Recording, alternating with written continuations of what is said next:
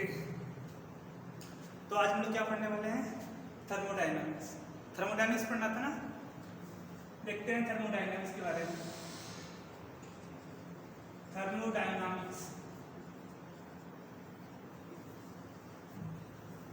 देखिए, हमारे जो चैप्टर का नाम है थर्मोडायनामिक्स। अगर हिंदी में इसकी बात करें तो हिंदी में बोलते हैं इसको ऊष्मागतिकी। क्या बोलते हैं? ऊष्मागतिकी।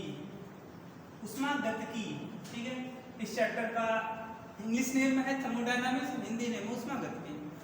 देखिए, अगर मैं हिंदी पर्टिकुलर की बात लेके चलता हूँ, हिंदी वर्ष के ऊपर ध्यान दीजिए। अगर मैं बात करूँ ऊष्मा, देखिए जो ऊष्मागतिकी है दो इसे हम पार्ट में डिवाइड कर सकते हैं। कैसे? एक ऊष्मा और प्लस गतिकी, ठीक है। अगर ऊष्मा की बात करेंगे तो ऊष्मा का मतलब होता है हीट, ठीक है, और गतिकी का मतलब होता है मोशन, ठीक है, मोशन। सिंपल सी बात, नाम से ही पता चल रहा है कि ऊष्मागतिकी का मतलब क्या होता है। कि यहाँ पे हम क्या पढ़ने वाले होंगे। यहाँ पे अगर हमने जब वर्ड को ब्रेक करके देखा तो देखा कि ऊष्मा का मतलब होता है हीट, ठीक है, और गति का मतलब मोशन होता है, गति, यानी प्रवाह। मोशन बोलो या प्रवाह बोलो, ठीक है। अगर हिंदी में अगर हम बात कर लेंगे ना, तो फिजिकल केमिस्ट्री की वह ब्रांच जिसमें हम ऊष्मा के प्रवाह के बारे में अध्ययन करते हैं उसे बोलते हैं ऊष्मागतिकी, ठीक है। ये हिंदी वर्ड से मतलब हो गया। अगर यहाँ पर भी आप अगर इंग्लिश वाले वर्ड पे ध्यान दोगे तो कोई दिक्कत नहीं, इसको भी आप करके ब्रेक करके देख सकते हो कि थर्मो का मतलब होता है हीट, ठीक है, और डायनामिक्स का मतलब होता है मोशन, ठीक है। जो मतलब हिंदी का निकल रहा है वही मतलब इंग्लिश का निकल रहा है, यानी the branch of physical chemistry in which we study flow of heat. Physical chemistry की वह शाखा, वह ब्रांच जिसमें हम क्या करते हैं, ऊष्मा के मोशन के बारे में स्टडी करते हैं। The branch of physical chemistry in which we study the flow of heat are called thermodynamics, ठीक है। तो मैं एक बार यहाँ पे इस बार इसका हल्का सा डिफिनेशन लिख देता हूँ जल्दी ताकि आप लोगों को दिक्कत ना हो। The branch of physical chemistry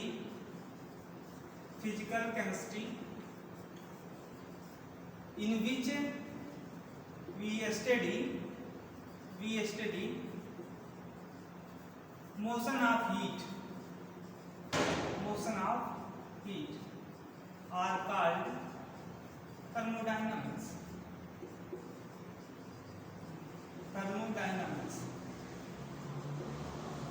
ठीक है, हमने क्लियर कर दिया कि थर्मोडायनामिक्स है क्या चीज, ऐसी कौन सी चीज है थर्मोडायनामिक्स। हमने बता दिया कि यह फिजिकल केमिस्ट्री की एक ब्रांच है जिसमें हम मेनली स्टडी करते हैं क्या, फ्लो ऑफ हीट, ठीक है। फ्लो ऑफ हीट के बारे में हम लोग यहाँ पे स्टडी करने वाले हैं, ठीक है। और जरा हम एक बार इसके अगर हिस्ट्री के बारे में बात करें थर्मोडायनामिक्स का, देखिए यहाँ पे जो पूरा आपका चैप्टर है यह ऊष्मा के बारे में हम लोग अध्ययन करते हैं, हीट के बारे में अध्ययन करते हैं, हीट कैसे फ्लो होता है। इसमें कई सारे जो थर्मोडायनामिक्स है यहीं तक सीमित नहीं है, ये बहुत सारे ऐसे रिजल्ट देते हैं जो हम जिसका यूज हम बहुत सारे अगर ब्रांचेस की बात करें, हम बहुत सारे फील्ड में बहुत सारे ऐसे से क्वांटिटी को इंट्रोड्यूस करता है जो हमारे लिए बहुत ज़्यादा इंपॉर्टेंट हो। धीरे धीरे करके हम लोग पढ़ लेंगे, उसकी अलग बात है, लेकिन यहाँ पे हम लोगों ने पढ़ लिया कि थर्मोडायनामिक्स क्या चीज़ होती है, ठीक है।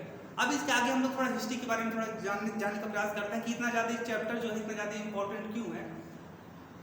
देखिए, थर्मोडायनामिक्स जो आज से लगभग 600-700 साल पहले का ही एक साइंस जो डेवलप हुआ था पुराने ज़माने में, जो अभी न्यू उसको मतलब 400-500 साल से हो गए। देखिए, बहुत सारे जैसे पहले ज़माने में अगर मैं बात करूँ एंशिएंट टाइम में, तो न्यूटन मैकेनिक्स आया, न्यूटोनियन मैकेनिक्स आया, ठीक है। फिर आपको फ्लूइड मैकेनिक्स आए, ठीक है।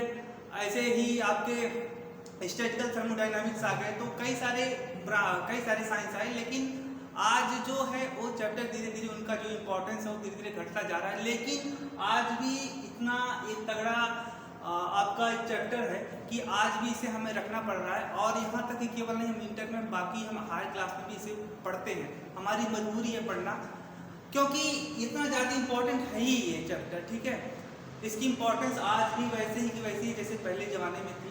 देखिए, अगर मैं हीट के बारे में बात करूँ तो हीट का एक लंबा हिस्ट्री है। जैसे अगर बात करोगे आप एंशिएंट टाइम में, जब मैन आप आदि मानव की बात करोगे, प्रिमिटिव मैन की बात करोगे, तभी जब आदमी को सही से रहना चलना और बहुत सारी चीज़ों के नॉलेज नहीं थे, तो भी सबसे पहले जो व्यक्ति इंट्रोड्यूस हुए थे, जो मानव इंट्रोड्यूस हुए थे जिस चीज़ से, वो था ही आपका आग, ठीक है, आग था, आग मतलब हीट, ठीक है। तो वहाँ से ही देखिए कि हम पहले ज़माने से हीट का हम पहले ही इंट्रोड्यूस हो चुके थे, लेकिन उसके बारे में लोगों ने स्टडी नहीं किया था।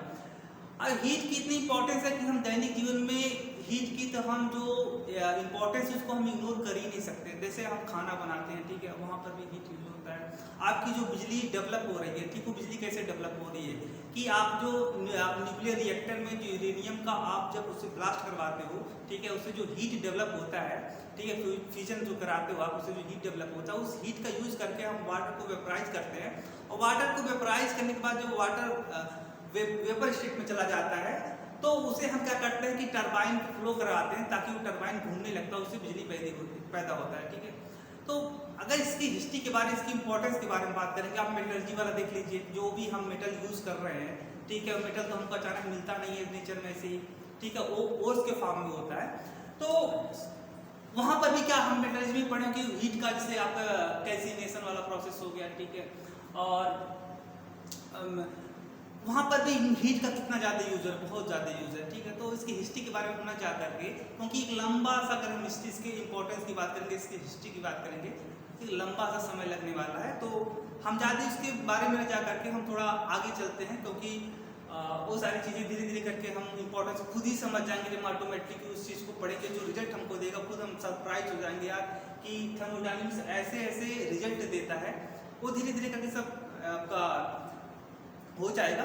तो आगे चलते हैं, ठीक है। देखिए, अगर मैं बात करूं, इसको मैं मिटा देता हूं अभी प्रेजेंट टाइम के लिए, ठीक है।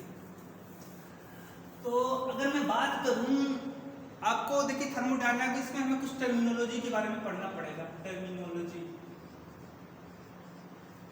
ठीक है, टर्मिनोलॉजी के बारे में थोड़ा पढ़ना पड़ेगा, क्योंकि इन बिना टर्मिनोलॉजी को पढ़े हुए ना, मैं क्या, कोई भी इंसान थर्मोडायनामिक्स को न पढ़ सकता है, ना पढ़ा सकता है, ना समझ सकता है, ठीक है, क्योंकि यही चीज़ें जो टर्मिनोलॉजी हम यूज करने वाले हैं, यही पूरे आपके थर्मोडायनामिक्स में बार बार घूम फिर के यही आने वाला है, ठीक है। इसलिए हम पहले से ही उस चीज़ के बारे में जानना जरूरी है, क्योंकि अगला स्टेप तभी कंप्लीट होगा जब आपका पिछला स्टेप पूरा कंप्लीट होगा, ठीक है। टर्मिनोलॉजी की बात करेंगे, देखिए सबसे पहले हमको जो चीज़ों से इंट्रोड्यूस होने वाले हैं हम लोग, वो है सिस्टम। आपका सिस्टम, ठीक है, सिस्टम हिंदी में तो बोलते हैं इसे निकाय, ठीक है। तो सिस्टम क्या होता है, देखिए सिस्टम को अगर हम डिफाइन करें ना, तो बहुत आसानी से हम इस चीज को डिफाइन कर सकते हैं, कैसे कि the part of universe, the part of universe which we take for study are called system. यानी यूनिवर्स का वह हिस्सा जिसको हम स्टडी के लिए लेते हैं, उसे बोलते हैं सिस्टम। यूनिवर्स का वह हिस्सा जिसको हम स्टडी करने के लिए लेते हैं, उसे क्या बोलते हैं, सिस्टम। जैसे मान लो सपोज दैट एक फैन है, अगर इस फैन के बारे में हम स्टडी करना चाहते हैं, अगर इस फैन के बारे में हम स्टडी करना चाहते हैं, तो फैन जो है हमारे लिए क्या हो जाएगा, सिस्टम का काम करेगा, क्योंकि हम इसी को क्या करने वाले हैं, स्टडी करने वाले हैं, ठीक है। अगर मान लो बल्ब है, बल्ब के बारे में हम स्टडी करना चाहते हैं, तो जो बल्ब है वो हमारे लिए क्या हो जाएगा, सिस्टम हो जाएगा। अगर मोबाइल है आपकी, अगर मैं मोबाइल के बारे में स्टडी करना चाहता हूँ, मोबाइल मेरे लिए क्या हो जाएगा, सिस्टम हो जाएगा। जो भी चीज़ आप स्टडी करने के लिए लेते हो, ठीक है, उस वक्त क्या कहलाता है, सिस्टम कहलाता है, ठीक है। तो सिस्टम को हमने बहुत आसानी तरीके से समझा दिया कि वही चीज़ जो आप स्टडी करने के लिए लेते हो, यूनिवर्स का वह हिस्सा जिसको आप स्टडी करने के लिए लेते हो, उसे क्या बोलते हैं, सिस्टम। अगर मैं दूसरे टेक्नोलॉजी की बात करूं, दूसरा टर्मिनोलॉजी आपका आता है सराउंडिंग, ठीक है।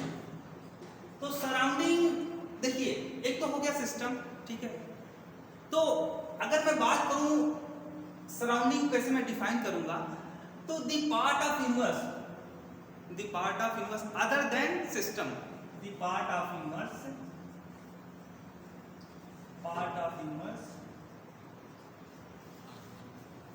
other than system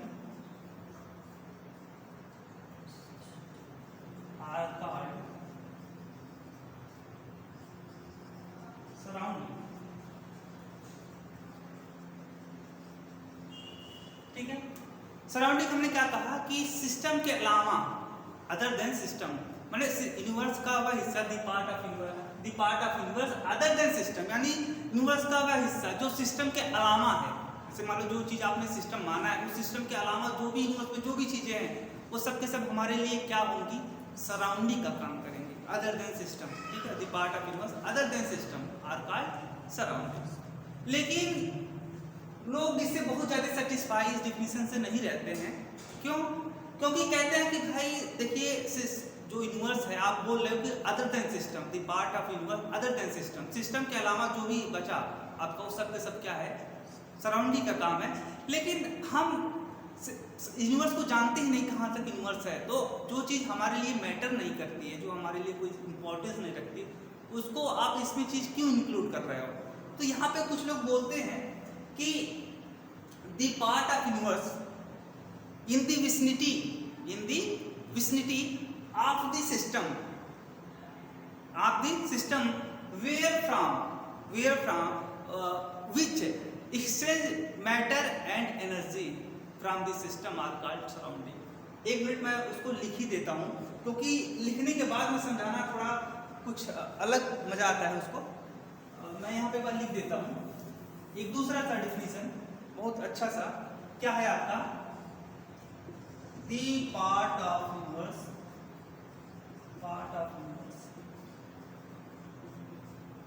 in the vicinity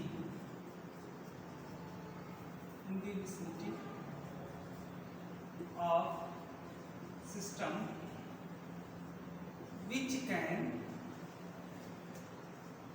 exchange heat and mass are called surrounding। देखिए ये जाते मैं पहली बात करूं, इससे बात करूं तो इससे बेटर ये है। क्यों? क्योंकि हमने कहा कि part of universe other than system, system के अलावा जो भी है क्या हमारा है, मतलब सिस्टम यूनिवर्स का वह हिस्सा जो सिस्टम के अलावा है उसे क्या बोलते हैं, सराउंडिंग बोलते हैं। लेकिन यूनिवर्स कितना बड़ा है, ठीक है, बहुत बड़ा है, जिसकी अभी तक सही से स्टडी नहीं हो पाई है। जो यूनिवर्स अगर मैं बात करूँ, सपोज दैट कोई सिस्टम लिए, ठीक है, तो यूनिवर्स तो बहुत बड़ा चीज़ है, तो जो चीज़ें हमारे समझ से परे हैं, ठीक है, उन चीज़ को हम क्यों इंक्लूड कर रहे हैं? हम यहाँ पे सिंपल तरीके से बोल देते हैं कि यूनिवर्स का वह हिस्सा, the part of universe in the vicinity of the system, माने सिस्टम से लगा हुआ, सिस्टम से जुड़ा हुआ वह हिस्सा, सिस्टम से जुड़ा हुआ वह हिस्सा, which can exchange heat and mass, जो क्या कर सकता है आपका सिस्टम से लगा हुआ वह हिस्सा, यूनिवर्स का वह हिस्सा जो सिस्टम से लगा हुआ है, सिस्टम के कांटेक्ट में है, ठीक है, और क्या कर सकता है आपका हीट एंड मास का क्या कर सकता है, एक्सचेंज कर सकता है। ठीक है, जैसे मोबाइल है, ठीक है, मोबाइल के मैं बात करूंगा पहले वाले डिफिनेशन की, तो मोबाइल के अलावा जो भी इस यूनिवर्स में सब सराउंडिंग हुए। लेकिन नहीं, अगर मैं इस डिफिनेशन की बात करूंगा तो कह रहा है कि यूनिवर्स का वह हिस्सा जो इसके कांटेक्ट में है, ठीक है, इसके आसपास में जो भी एरिया है, ठीक है, जो क्या कर सकता है, इस एरिया, जिस एरिया से वह क्या कर सकता है, मास और हीट का आपस में एक्सचेंज कर सकता है, सिस्टम और सराउंडिंग, ठीक है, ये दोनों आपस में एक्सचेंज कर सकते हैं, वह हिस्सा क्या कहलाता है आपका, सराउंडिंग कहलाता है। ठीक है, क्या समझ में आया? ठीक है, पहले वाले डिफिनेशन में हम सब कुछ ले रहे थे, लेकिन दूसरे वाले डिफिनेशन में हम सब कुछ नहीं ले रहे हैं, हम केवल यूनिवर्स का वह हिस्सा ले रहे हैं जो सिस्टम से अटैच है और जो जिससे क्या सकता है कि गुंजाइश है कि उससे क्या हो सकता है, मास और हीट का आपस में एक्सचेंज हो सकता है, उसको बोलते हैं क्या, सराउंडिंग। ठीक है, अगर मैं बात करूं तीसरे टर्मिनोलॉजी की, तो तीसरा टर्मिनोलॉजी आता है बाउंड्री। तीसरा टर्मिनोलॉजी क्या आता है, बाउंड्री। तीसरा जो डिफिनेशन आता है हमारा, बाउंड्री। देखिए, अगर मैं बाउंड्री की बात करूंगा ना, तो बाउंड्री क्या होता है, बाउंड्री को हम लोग कैसे डिफाइन करेंगे, बहुत सिंपल सा तरीका कहता है, the real or imaginary surface which separate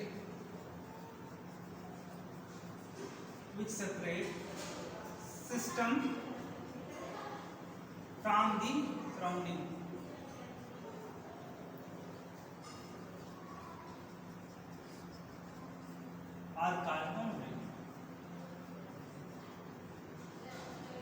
कह रहा है कि रियल और इमेजिनरी, माने वास्तविक हो सकता है या ऐसा हो सकता है हाइपोथेटिकल हो सकता है, ठीक है, रियल और इमेजिनरी, ठीक है, सरफेस, रियल और इमेजिनरी सरफेस जो क्या करता है आपका सिस्टम को सराउंडिंग से सेपरेट करता है, दोनों को अलग, सिस्टम को अलग करता है, सराउंडिंग को अलग करता है। जो आपका सरफेस होगा जो सिस्टम और सराउंडिंग को आपस में क्या करेगा, सेपरेट करेगा, उसको क्या बोलते हैं, आपको क्या बोलते हैं, यहाँ पे बाउंड्री बोलते हैं।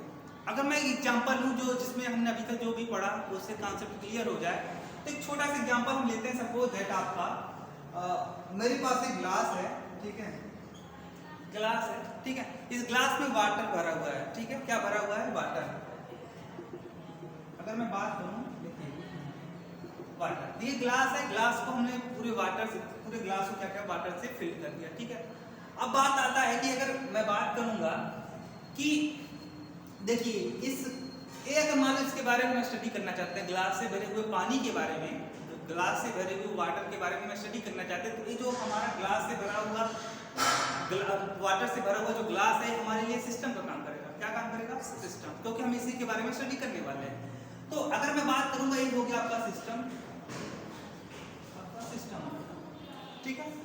अगर मैं बात करूंगा, देखिए सिस्टम के अलावा जो भी बचा आपके, जो भी सारे के सारे बचे, जो भी उसके एरिया में, उसके कंटेक्ट में जो भी स्पेस बच रहा है, जो भी मैटर, जो भी कुछ भी है, ठीक है, इस सिस्टम के अलावा, ठीक है, इसकी विसिनिटी में, वो सब के सब हमारे लिए क्या हो गया, ये सब जो भी आप देख रहे हो, इधर वाला हिस्सा, इधर वाला हिस्सा, ऊपर वाला हिस्सा, सब के सब क्या है, सराउंडिंग। अगर मैं बाउंड्री की बात करूंगा तो बाउंड्री में क्या कह रहा है, रियल और इमेजिनरी सरफेस, रियल और imaginary surface which separate system from the surrounding, surrounding और सिस्टम को आपस में अलग करता है। जैसे मान लो कि ये आपका देख रहे हैं वाल है ना, ग्लास का एक वाल है, ठीक है, जो मेटल का बना हुआ है, ये वाल आपको जो दिख रहा है ये रियल है नहीं, रियल ही तो है। ये जो आपको सरफेस दिखाई पड़ रहा है, मेटल का सरफेस दिखाई पड़ रहा है जिससे ग्लास बना हुआ है, यह जो सरफेस है, ये सरफेस आपका रियल, ठीक है।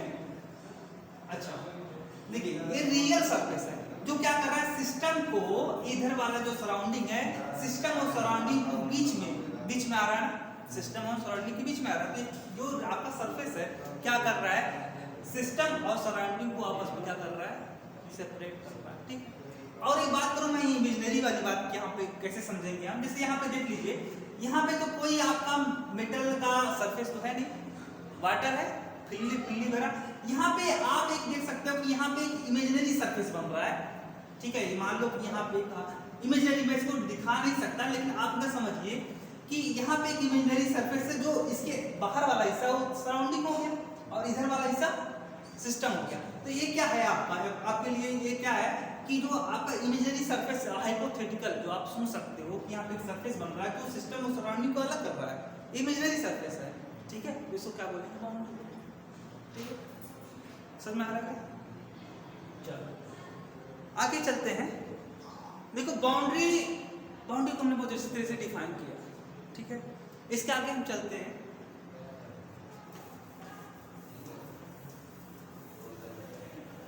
अगर मैं बात करूं क्या, टाइप ऑफ सिस्टम,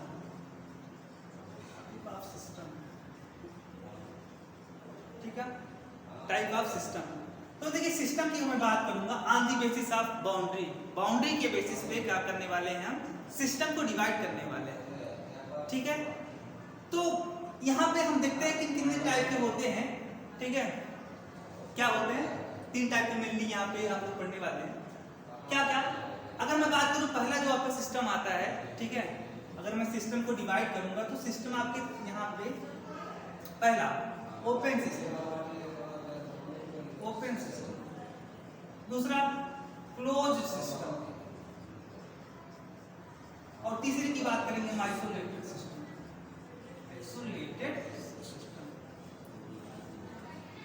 सिस्टम 3 प्रकार के होते हैं on the basis of boundary, ठीक है, बाउंड्री के बेसिस पे कितने टाइप के होते हैं, 3 टाइप। अगर मैं ओपन सिस्टम क्या होता है इसको मैं डिफाइन करूं तो ऐसा सिस्टम, दो सिस्टम which can exchange, दो system which can exchange mass and energy, which can exchange mass and energy from the surrounding. ऐसा सिस्टम जो सराउंडिंग से मास और एनर्जी दोनों का क्या कर सकता है, एक्सचेंज कर सकता है, उसे क्या बोलते हैं आपका ओपन सिस्टम। मैं एक बार लिख देता हूं यहाँ पे, दो सिस्टम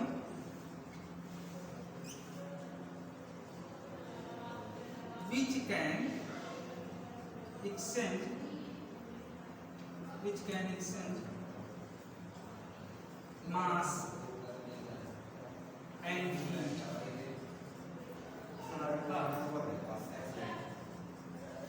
ओपन सिस्टम।